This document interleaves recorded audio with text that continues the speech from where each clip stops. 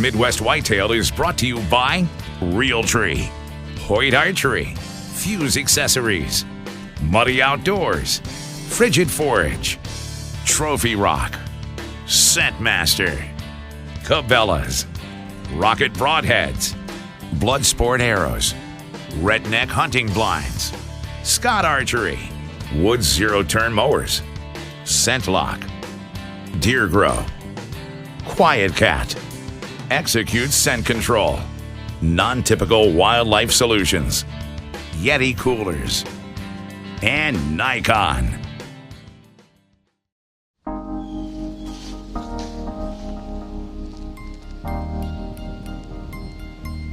Welcome to Midwest Whitetail.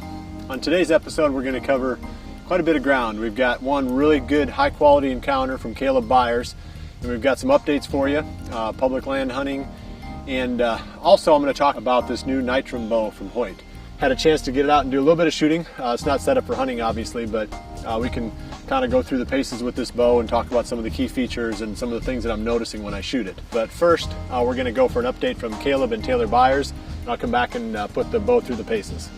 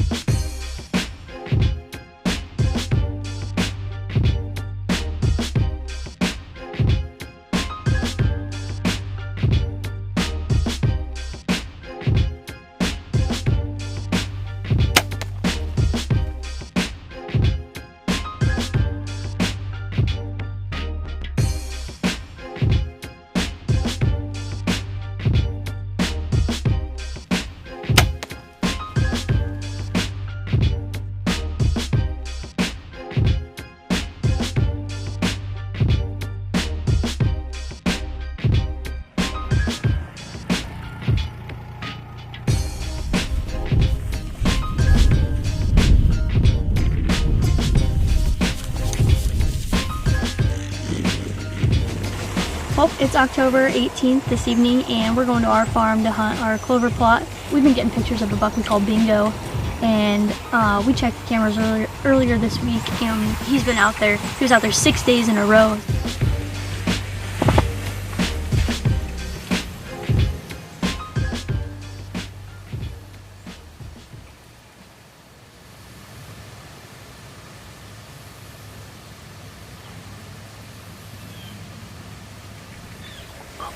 We're hunting our clover plot tonight, and we had a doe and two fawns come in almost right off the bat.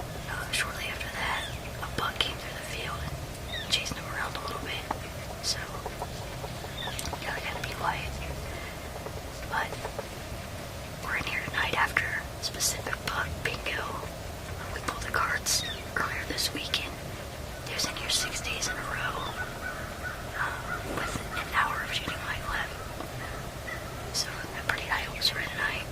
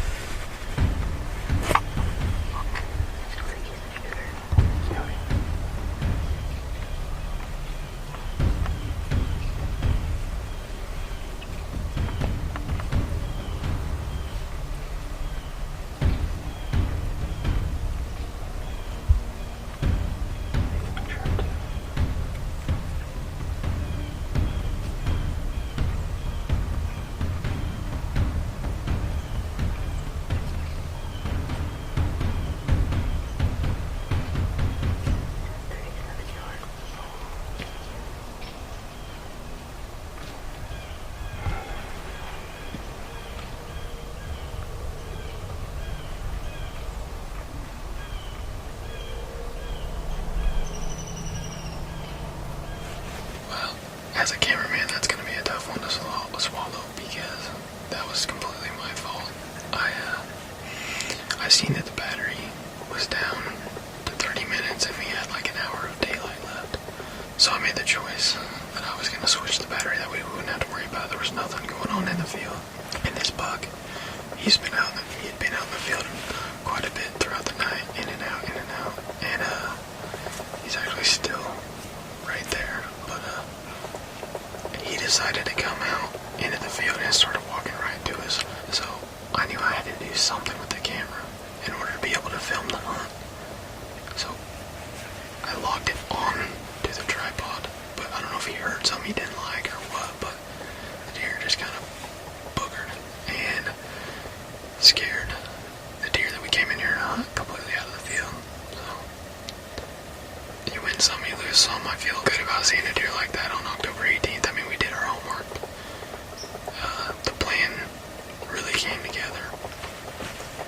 He was at 37 yards in closing, just no broadside opportunity. So I feel like we let this area settle down a little bit, and we'll be right back on him again, because he's been in this field all summer and then now into the fall. So I'm assuming that's probably all the action we're going to have this evening. But it's been a really good night, seeing a ton of deer and the one deer we wanted to come in here and kill. So I feel terrible that I messed it up, since I mean that would have been a slam dunk. But that's why they call it hunting and not killing. So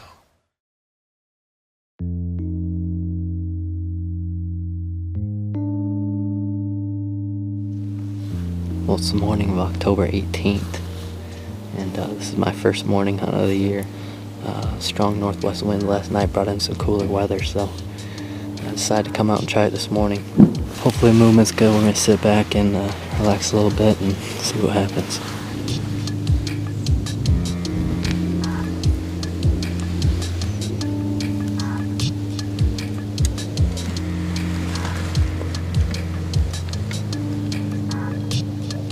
Mark.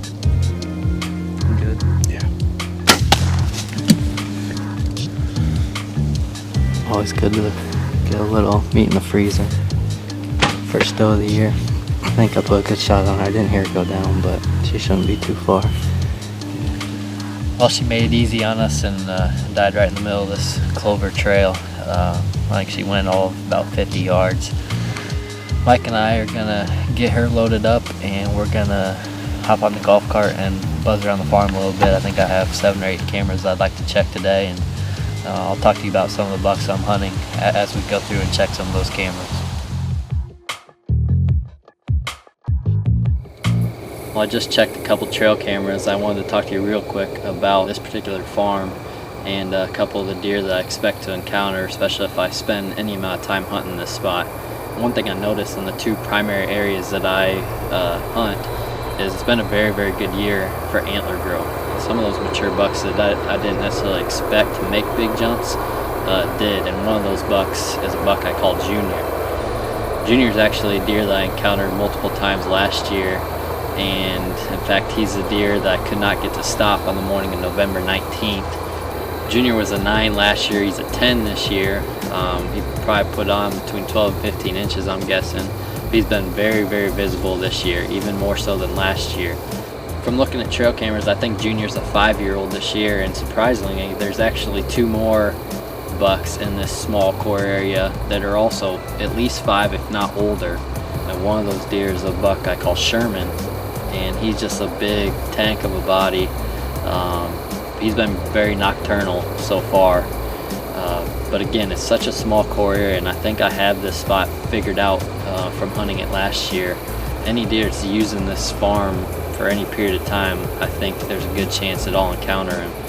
Those 2 bucks will be my primary target on this farm. Well, I'm going to head over to one of the other farms that I hunt and talk to you about a couple of bucks I'm hoping to encounter over there, as well as show you some of the aging results from some of the deer that we've killed on these farms the past couple of years.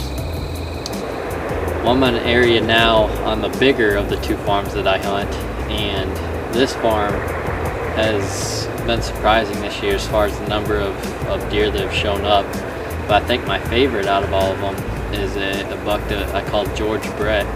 There were some pictures early on that looked like he had dark pine tar spots on some of his tines, so we named him George Brett. The other deer that I have to mention is a buck that we call Mr. Miyagi.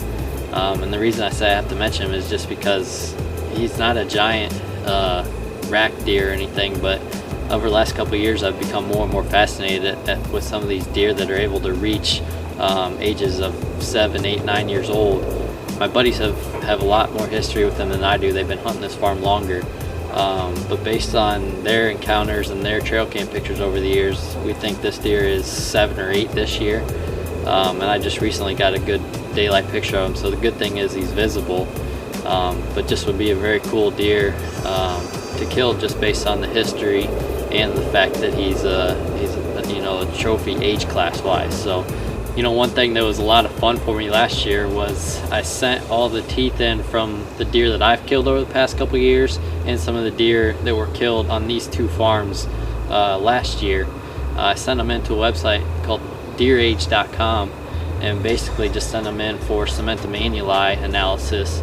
I had kept the teeth from both of my 2012 deer.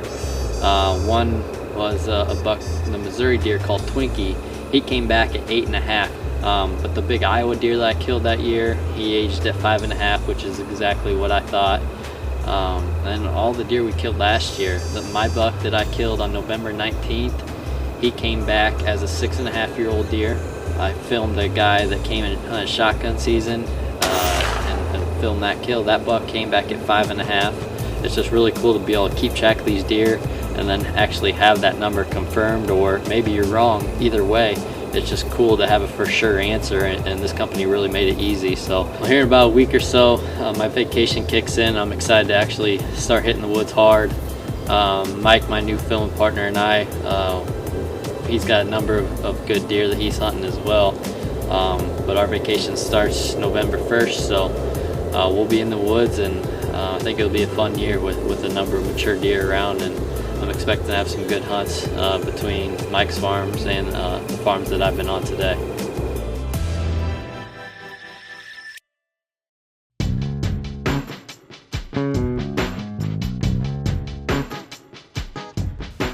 Well, it's October 23rd, and myself and the interns have been out doing a lot of work on our public land spots.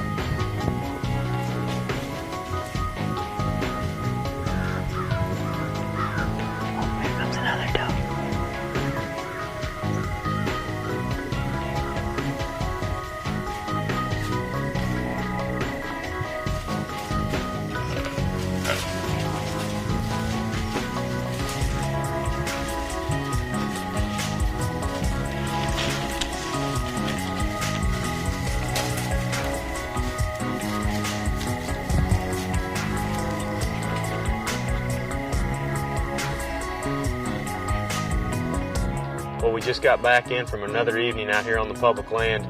We just started really hunting here in the last week. We've spent the last 3 or 4 weeks basically just getting all of our sets hung. And the reason why we put up so many different tree stands on different properties is because you have no control over a lot of factors on public land, like outside hunting pressure. Obviously, anybody and everybody can come out here and hunt, and sometimes a property is really good because people have overlooked it for that season, and then the next year you go back in there and there's several different hunters using that property and it has the deer off of their game a little bit. So that's why we hang so many different tree stands, and basically we're setting them up to hunt during the rut.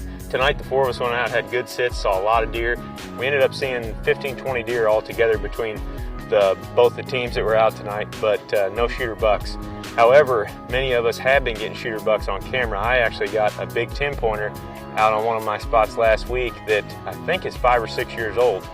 Myself and Eric Barber filmed him last year, and we got a lot of trail cam pictures of him. Sure enough, we got him back again this year. He was moving during the nighttime, so I'm hoping to catch him up during the rut. And Zach and Jared have been hunting a different piece of public land. They had some trail cameras out over there, and they've got a couple of studs moving during daylight. One of them is a really nice buck with super tall brow tines. So I can't wait to see what those guys can do on those deer here in the next couple of weeks. But stay tuned, the action should start to heat up real quick. We got cold fronts coming in next week.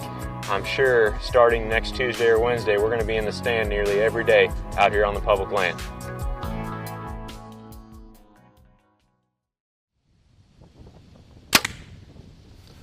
talk first impressions on this bow. I mean, I pulled it out of the box, and it looks a lot like the Spider with the exception of this new structure below the grip on the riser. And Hoyt did this in order to stiffen the riser. It serves the purpose of channeling the vibration through the bow in such a way that it cancels out better, so you get less vibration in the bow. Another feature of the Nitram that you'll notice right away is the new zero torque cable guard system. And what the Hoyt engineers did was they created a system that allows the cable guard to flex inward when you draw the bow. And that puts the harnesses more in line with the string and the pressure point that you have on the grip. And that reduces the amount of torque that gets transferred into the riser. So by reducing the way that the cable guard transfers torque into the riser, the bow stays on target better all the way through the shot. There's no torquing or twisting in the riser itself. So it stays pointed better, which is, to me, it's always an indication in my mind when I'm shooting if my riser or my bow jumps straight forward during the shot. And some of that can be how you're holding your release aid and how you're pulling on the string at full draw, but some of it's also built into the design of the bow. So the Hoyt engineers have done a really nice job here of creating the most stable platform that they possibly can.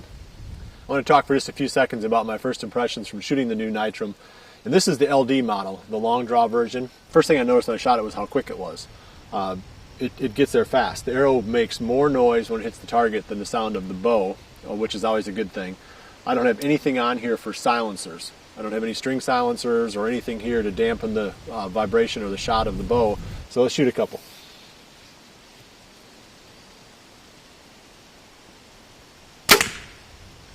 It's got a little pop. That's when the string hits the string stopper. But that's to stop the vibration or the buzz of the string after the shot. And other than that, I mean, it's a pretty dead quiet bow. So if you haven't upgraded in the past few years, now is the prime time to do it, because you'll notice a big difference with this geometry of bow. You know, it's got a lot of the same features as what we've seen on some of the prior generation of Hoyts. It's got the air shock system, which does a lot to silence the limbs, but it keeps the weight off the limb itself. So you get, you know, greater efficiency of the bow without giving up the ability to quiet it down during the shot. Nothing else to talk about here other than just get your hands on some of these Hoyts at the pro shop, give them a few shots, and I think you'll be sold. I've been out a few times during this past week, and if you've been following along on the video blogs on the website, you've seen that I haven't really been getting into any mature bucks so far. And that's kind of the story that I'm hearing from a lot of people. I just think that hopefully we're on that front end of the rut. When it starts kicking here, we'll start to see, you know, a little bit more daylight activity from some of these mature bucks. I do have, you know, another priority in mind though. Drew is going to take up bow hunting again this year. He killed one back in 2009. I believe he was 9 years old that year. And that was a pretty cool experience. And he just never really got back into it after that year. So we're going to get out and give it a try together here over the next couple of weeks. We're going to start on Saturday. So that would be 2 days ago as this episode comes out. And anything that we get into on Saturday, we would have already put up on the video blog, so you can see it there. Otherwise, that's going to be kind of our storyline now for the next couple of weeks. I'm going to be hunting as much as I can, and whenever he's able to, I'm going to go out with him and film him hunting. So we should have a lot of fun. There's going to be probably a lot more bucks on Drew's hit list than what there is on mine, so the opportunity for action is going to be higher with him in the tree and me behind the camera than vice versa. But I'm going to be putting up a couple more stand locations, hopefully to pick up some morning activity for this buck that we call Lucky. And there's a couple others that we're after, and you know, now is just the front end of when all that starts to get interesting. So I appreciate you joining us. We'll see you right back here again next week for the next episode of Midwest Whitetail, and remember to always dream big.